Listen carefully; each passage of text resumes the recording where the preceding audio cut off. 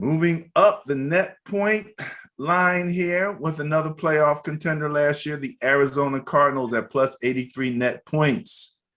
Brain Trust includes general manager Steve Keim, head coach Cliff Kingsbury, offense.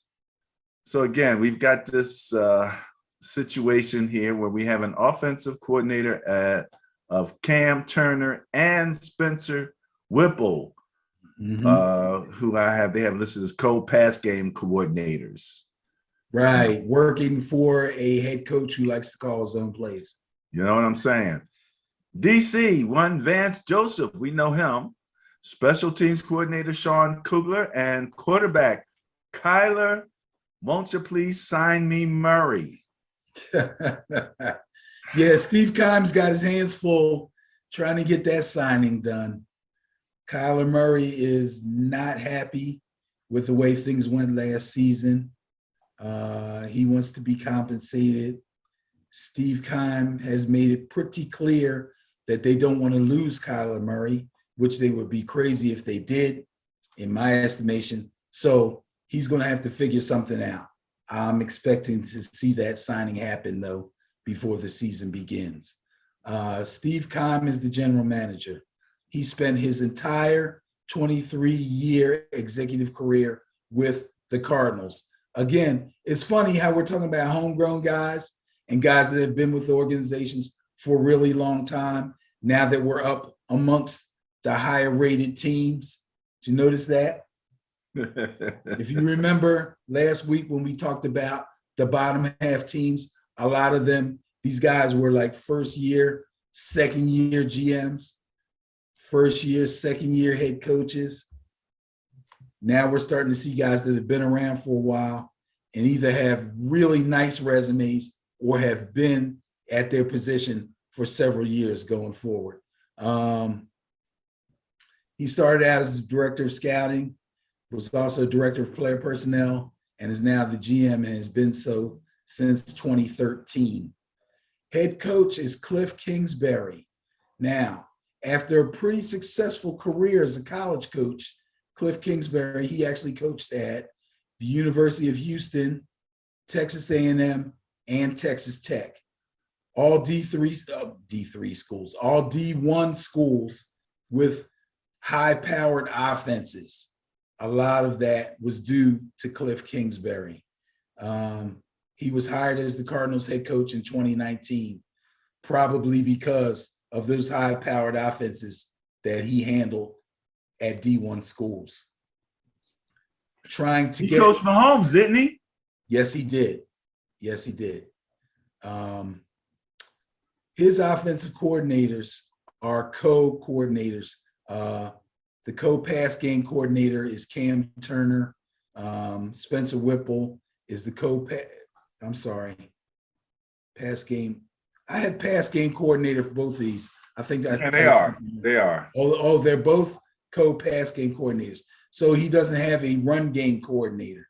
I find that interesting. I find that very, very interesting.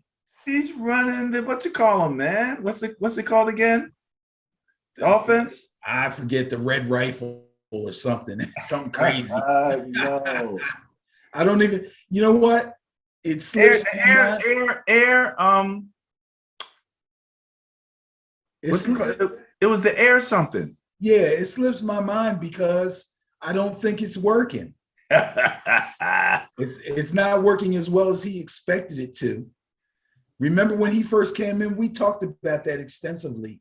Yeah. Oh, the air so-and-so offense. Let's see how this works in the NFL, blah, blah, blah. Now we can't even remember the darn name of the thing.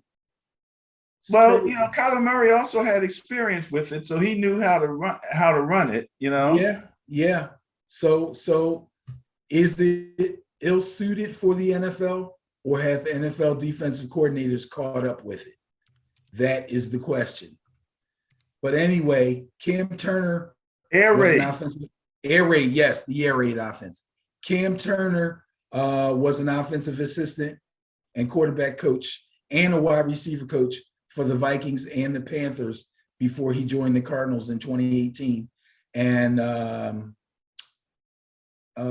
Spencer Whipple was an offensive position coach at the University of Pittsburgh and at UMass before joining the Cardinals in 2019. So I don't know. This sounds a little shaky to me. He's got co-offensive coordinators who are co-passing game specialists. He doesn't have a running game specialist. And one of his passing game specialists came from schools that are not known for their passing games. I'm confused. Okay, all right.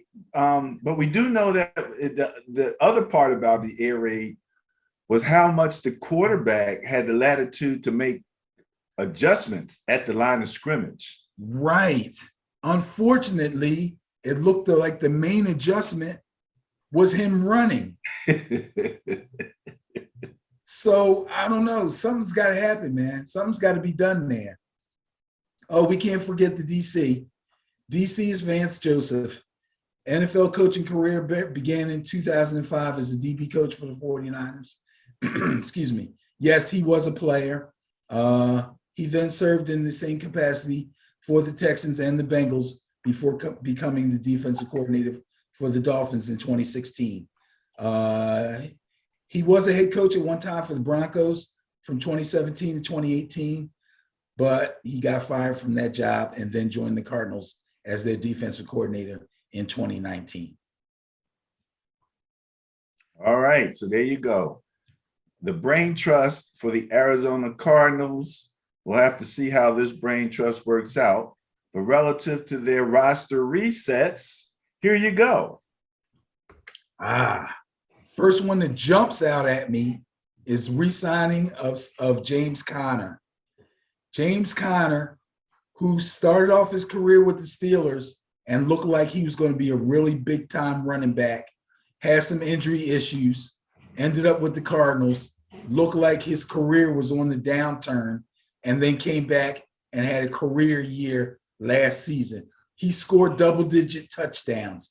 I don't know which is very rare. If you go back and look at last season's stats and all the running backs, very few had double-digit touchdowns. James Conner may have led the league in touchdowns for running backs.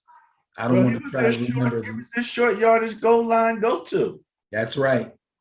Which we were surprised at because it was like, it wasn't like you were going to the bus or anything. This was James Conner. Yeah, but he scored like the bus.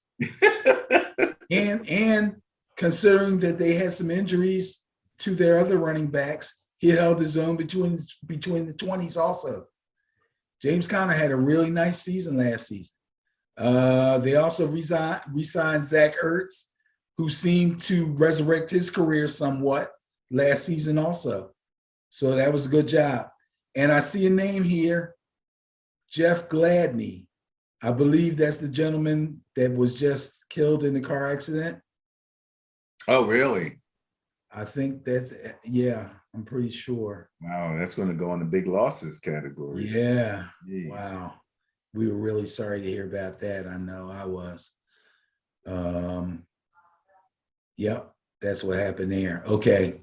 So considering that is a big loss, and also losing Chandler Jones and losing Christian Kirk and losing Chase Edmonds, all starters. Now, I will say this. Christian Kirk, I consider an up-and-comer. He robbed them guys without a gun or a mask for the money. But Chase Edmonds is a big loss.